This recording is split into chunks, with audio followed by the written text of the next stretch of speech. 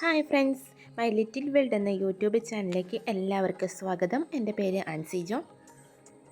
ഞാനിന്ന് വന്നിട്ടുള്ളത് കുഞ്ഞുങ്ങൾക്ക് കൊടുക്കാൻ പറ്റുന്ന സൂപ്പർ ഫുഡായ നട്ട്സ് പൗഡറിൻ്റെ റെസിപ്പിയുമായിട്ടാണ്. വീഡിയോയിലേക്ക് കിടക്കും മുമ്പ് ആരെങ്കിലും ഈ ചാനൽ സബ്സ്ക്രൈബ് ചെയ്തിട്ടില്ലെങ്കിൽ ഒന്ന് സബ്സ്ക്രൈബ് ചെയ്യാനും സപ്പോർട്ട് ചെയ്യാനും മറക്കരുത്. സബ്സ്ക്രൈബ് ബട്ടണിനടുത്തുള്ള ബെൽ ബട്ടനോട് ക്ലിക്ക് ചെയ്താൽ ഞാൻ ഇടുന്ന പുതിയ വീഡിയോയുടെ നോട്ടിഫിക്കേഷൻസ് ഉടൻ തന്നെ നിങ്ങൾക്ക് കിട്ടും. അപ്പോൾ വേഗം തന്നെ വീഡിയോയിലേക്ക് പോകാം.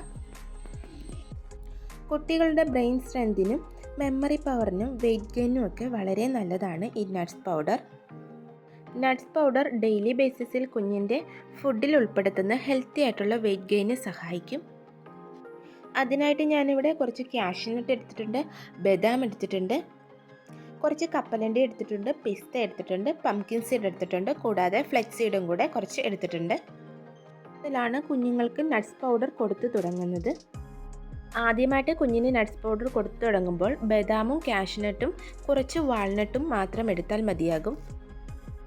വാൾനട്ട് ഇപ്പോൾ എൻ്റെ കയ്യിലില്ലാത്തതുകൊണ്ട് ഞാൻ എടുത്തിട്ടില്ല. എന്നാൽ 1 വയസ്സിന് ശേഷം എല്ലാ നട്ട്സും കുഞ്ഞിന് കൊടുക്കാവുന്നതാണ്. കപ്പലണ്ടി, പംകിൻ സീഡ്, ഫ്ലെക്സ് സീഡൊക്കെ 1 വയസ്സിന് ശേഷം കൊടുക്കുന്നതാണ് ഏറ്റവും നല്ലത്. ഈ പൗഡർ കുഞ്ഞിന് കുറുക്കിലോ പാലിലോ ഒക്കെ ചേർത്ത് കൊടുക്കാം. വളരെ ഹെൽത്തിയും പ്രോട്ടീൻ റിച്ചുമായിട്ടുള്ളൊരു ഫുഡാണിത്. അപ്പോൾ ആദ്യം നമുക്ക് കാഷ്യൂനട്ട് നന്നായിട്ടൊന്ന് വറുത്തെടുക്കാം. അതിനായിട്ട് കാഷ്യൂനട്ട് ഞാൻ ചൂടായൊരു പാനിലേക്കിട്ട് വറുത്തെടുക്കുന്നുണ്ട്. കളറ് മാറുമ്പോഴത്തേക്ക് നമുക്കൊരു പാത്രത്തിലേക്ക് മാറ്റി വെക്കാം.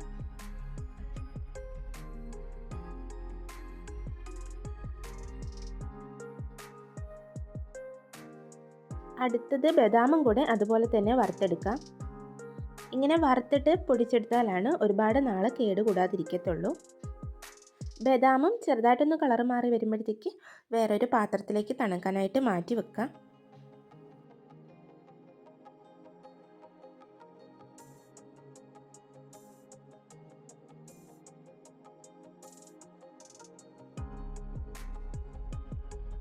അടുത്തത് കപ്പലണ്ടി വറുത്തെടുക്കാം. കപ്പലണ്ടി ഒന്ന് ചൂടായിട്ട് ചെറുതായിട്ടൊന്ന് കളറ് മാറി വരണം, കരിഞ്ഞു പോകരുത്.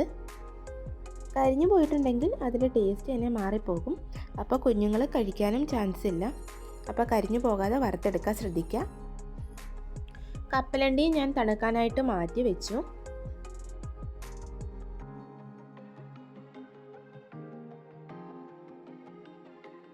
അടുത്തത് പിസ്തയും അതുപോലെ തന്നെ വറുത്തെടുക്കാം. പിസ്ത ഞാനിത് തൊണ്ട് കളഞ്ഞെടുത്തതാണ്. ഉപ്പില്ലാത്ത പിസ്ത കിട്ടുവാണെങ്കിൽ അതായിരിക്കും ഏറ്റവും നല്ലത്. ഈ പിസ്തയൊക്കെ കുഞ്ഞുങ്ങളുടെ ബ്രെയിൻ ഡെവലപ്മെൻറ്റിനൊക്കെ വളരെ നല്ലതാണ് കേട്ടോ. അപ്പോൾ പിസ്ത ചൂടായി വന്നതിന് ശേഷം ഞാൻ വേറൊരു പാത്രത്തിലേക്ക് മാറ്റി വെച്ചു.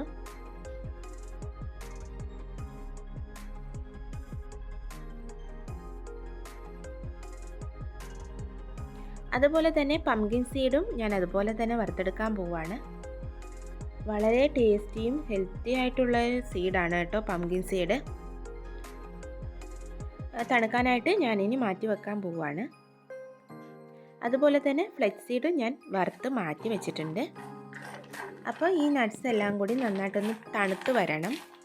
നട്ട്സിലൊക്കെ നന്നായിട്ട് ഓയിൽ കണ്ടൻറ് ഉണ്ട് കേട്ടോ. അതുകൊണ്ട് ഇങ്ങനെ വറുത്തിട്ട് പൊടിച്ചില്ലെന്നുണ്ടെങ്കിൽ നന്നായിട്ട് ഇത് കുഴഞ്ഞു പോകാൻ ചാൻസ് ഉണ്ട്. അപ്പോൾ ഇത് നന്നായിട്ട് തണുത്ത് വന്നിട്ടുണ്ട്. മിക്സിയുടെ ജാറിലിട്ട് നന്നായിട്ടൊന്ന് പൊടിച്ചെടുക്കാം.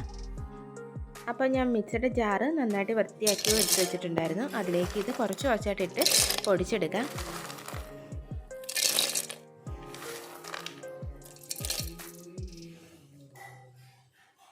അപ്പം ഞാൻ പൊടിച്ചിട്ട് കാണിച്ചു തരാം കേട്ടോ. അപ്പോൾ ഇങ്ങനെയാണ് കിട്ടിയിട്ടുള്ളത്. കുഴഞ്ഞൊന്നും പോയിട്ടില്ല. പറഞ്ഞതുപോലെ തന്നെ നട്ട്സിൽ ധാരാളം ഓയിൽ കണ്ടൻ്റ് ഉണ്ട്. അതുകൊണ്ട് നമ്മളിങ്ങനെ പൊടിച്ചെടുക്കുമ്പോഴത്തേക്ക് ചിലപ്പോൾ കുഴഞ്ഞു പോകാനുള്ള ചാൻസ് ഉണ്ട്. അങ്ങനെ വരികയാണെങ്കിൽ നിങ്ങൾ അതിൽ കുറച്ച് പനങ്കൽക്കണ്ടം കൂടി ഇട്ട് പൊടിച്ചെടുത്ത് കഴിഞ്ഞാൽ കുഴഞ്ഞു പോകാതെ കിട്ടും. ഞാൻ വറുത്ത് വെച്ച എല്ലാ നട്ട്സും അതുപോലെ തന്നെ പൊടിച്ചെടുത്തിട്ടുണ്ട് കേട്ടോ. നല്ല വൃത്തിയുള്ള കണ്ടെയ്നറിലേക്ക് മാറ്റി നമുക്കിത് അടച്ചു വെച്ച് സൂക്ഷിക്കാം. അപ്പോൾ വീഡിയോ നിങ്ങൾക്ക് ഇഷ്ടമായിട്ടുണ്ടെങ്കിൽ തീർച്ചയായിട്ടും ലൈക്ക് ചെയ്യുക, ഷെയർ ചെയ്യുക, സബ്സ്ക്രൈബ് ചെയ്യുക. അപ്പോൾ മറ്റൊരു വീഡിയോയുമായിട്ട് വരും വരെ ബൈ.